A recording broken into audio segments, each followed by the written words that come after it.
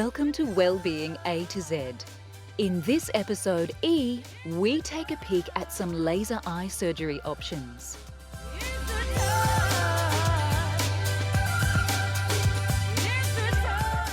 We discover why eggs are exceptional for you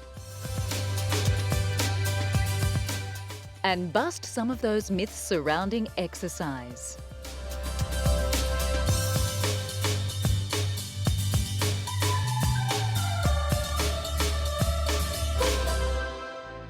The beauty of sight is often taken for granted until things start to get a little fuzzy round the edges. But with today's technology, many eye disorders can be easily corrected. The trick is to catch them early. Have you noticed a change in the way your eyes focus? Are you short or long-sighted? A simple trip to the optometrist will perhaps shed some light on the situation. The eye test that we are most familiar with from our school days is the letter chart test. But an optometrist will also measure the pressure of your eyes and check the backs of your eyes for age-related decline, like cataracts or macular degeneration. It's recommended to have an eye test every 2 years. Conditions like diabetes, kidney disease, and high blood pressure can alter sight swiftly.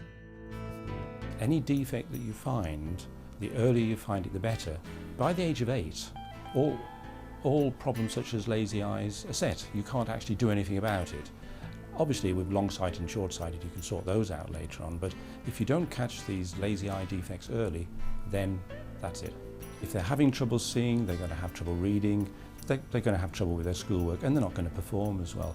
Also, there are certain occupations where the standards of vision are quite high, and if you end up with a lazy eye and you want to be a pilot or something, you can't. But if that had been treated when you were younger, then perhaps you could. Another sign that it's time to get your eyes tested is if you notice yourself getting frequent headaches while reading or using the computer. If no refractive error is found in your eyes, then perhaps you are suffering from computer vision syndrome. The American Optometric Association suggests regular breaks and the correct placement of the monitor to avoid dry eyes, cricked necks, and headaches.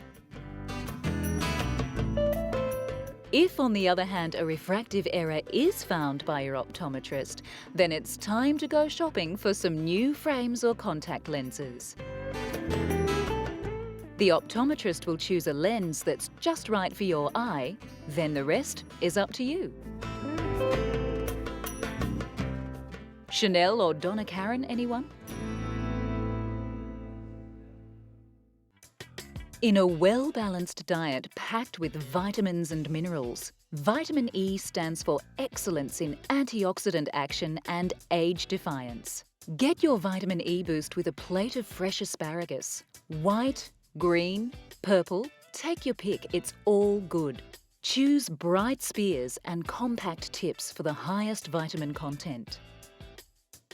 Vitamin E is a fat-soluble vitamin and actually needs fats present to be digested, making nuts the perfect snack. Almonds and hazelnuts in particular are high in vitamin E and good fats. Protect your cells' membranes from oxidation with a handful. Oils such as red palm and olive are high in vitamin E. So boost up your red blood cell count by cooking with one of these delicious alternatives.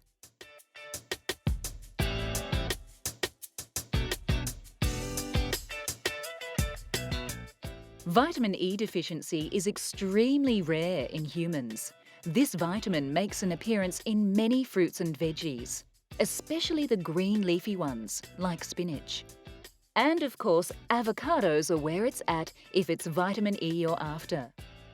These come complete with good fats too, for easy E absorption.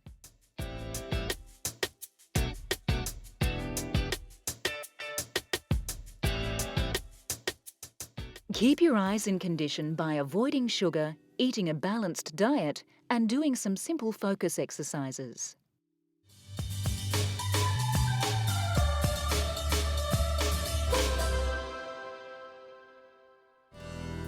You want to get away from the stress of work and everyday life in the concrete jungle.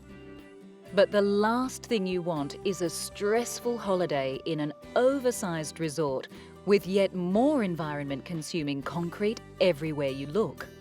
Imagine vacationing in a place so at ease in its surrounds that it seems to grow organically from the landscape. The oryx are so comfortable with the setup that they munch lazily along while casting an occasional eye at those interesting humans and their bouncy offspring. Welcome to your eco-escape, where you rub shoulders with nature's elite whilst leaving the lightest of carbon footprints in the desert sands. Leave the television and computer at home and the mobile switched off. This is the land of ancient delights. Falconry and camel riding are the main events of the day. Feel a sense of serenity, safe in the knowledge that your presence in this land will leave it more replenished and resource-rich than when you arrived. You won't miss the mod cons of home as you indulge your inner Matisse. See with your very own eyes the benefit of your presence to this landscape. Your tourist dollar funneled straight into the rehabilitation of this ancient land.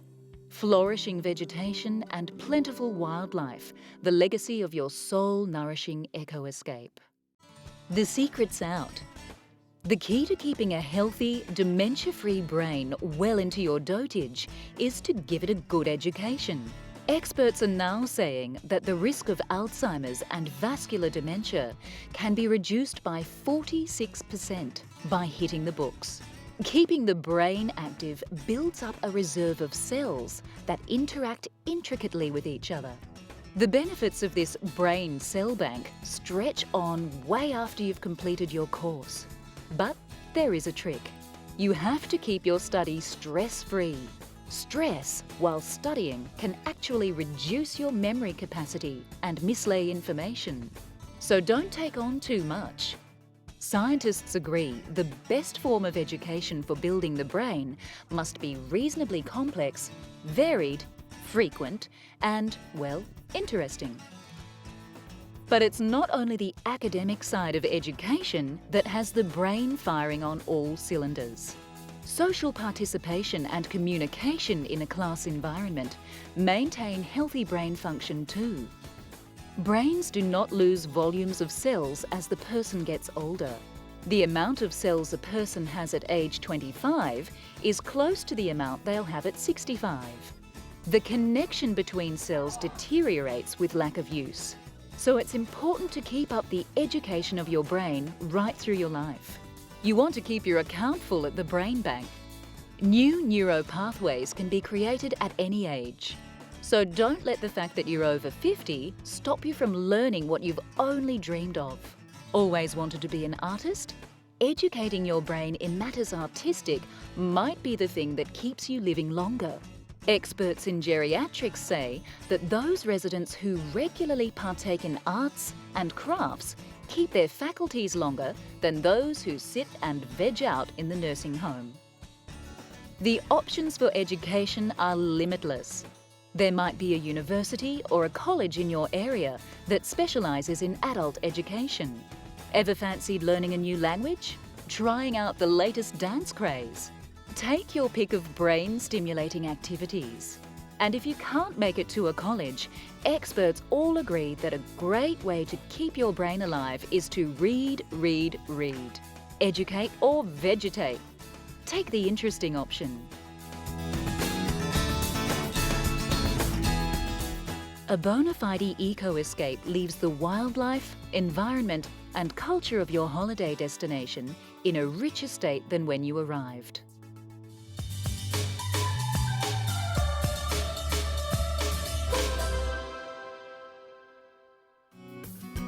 Do you need to book in for a spot of resurfacing?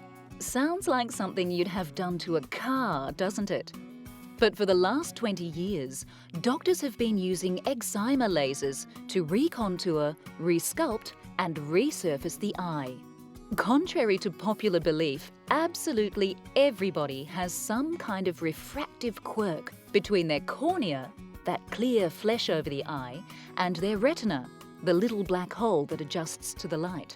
For some people, the refractive error is so pronounced, it hinders their focusing ability. You might be suffering from short-sightedness or myopia, which means you can only focus on close objects. Or you might be long-sighted. This is called hyperopia. An optometrist or ophthalmologist will help you decide if you're suitable for eye surgery. Most common refractive complaints are correctable with laser eye surgery. After receiving antibiotic drops and a few local anaesthetic drops pre-op, you'll be in the competent hands of the surgeon and his advanced machinery.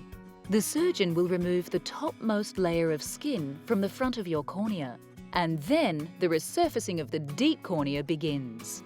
The laser removes cells from the surface of the cornea until it is all smooth and appropriately shaped. It actually doesn't take very long.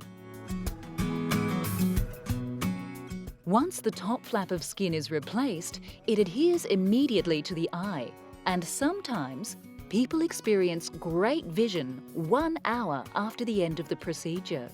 For others, it might take overnight or a few days. In most cases, the entire event is pain-free. Some people might find their eyes feel dry and gritty post-op.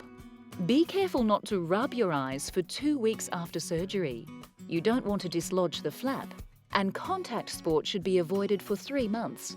But after that, it's clearly life as usual. Cholesterol is the word on everyone's lips, and eggs seem to be at the heart of the matter. Are these little morsels to be feared or revered? Let's put it to the taste test. Eggs are packed with vitamins and minerals. Vitamins A, B1, B12, E, zinc, iron and a whole host of specialised antioxidants work together to guard against macular degeneration and other diseases. Eggs are also one of those rare foods in which vitamin D is found, helping your muscles and bones make the most of calcium intake. All these nutrients plus 10% of your daily protein needs, all for a crazy 70 calories. What a handy snack. So, what's all the fuss about? Well, eggs are essentially food for baby birds, and most babies thrive on foods rich in saturated fats. Eggs are high in cholesterol, delivering close to the daily recommended limit per yolk. However, countries like Japan and France eat lots of eggs, and neither of them have high levels of cardiovascular disease or coronary heart disease. Harvard has just completed a 20-year study on 57,000 men and women and have found that only people who eat eggs every day are at increased risk of heart disease. People who suffer diabetes type 2 especially are at a huge risk of heart disease if they eat 1 egg or more per day. The rest of us can happily eat 2 to 3 eggs per week with no added risk. Of course, you can help yourself further by preparing your eggs in a healthy manner. A low-fat scram might be better than a good old-fashioned fry-up. Any egg is a good egg, but all things in moderation.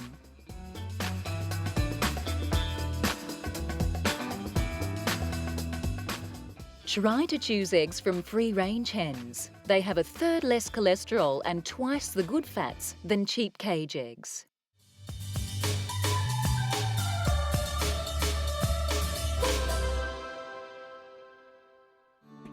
Humans and horses have been enjoying each other's company, arguably for the last 6,000 years. They share a history steeped in battles, triumphs, discovery and sore muscles. To the untrained eye, horse and equestrian appear graceful and fluid as they move effortlessly across the arena. But underneath all that stage calm, there is some awesome muscle action taking place. It's a superb way to keep fit. Every muscle group in your body gets a workout when riding a horse. But in particular, the deep abdominal and dorsal regions get a look in, enhancing core strength and toning up that six-pack. The adductor muscles in the thighs, the ones you cling on to the horse with, are always engaged and become well-defined. Equestrianism provides a moderate cardio workout. It's great for people who can't raise their heart rates to ultra-high levels. This is a strain-free way to keep fit. And of course, your coordination is enhanced and mental focus increased as you concentrate on balancing on a moving platform. An equestrian develops superb postural muscles, while at the same time becoming flexible in the lower back and hip area. It doesn't look like it, but an equestrian will burn as many calories in a 1-hour session as a jogger does in a half-hour jog.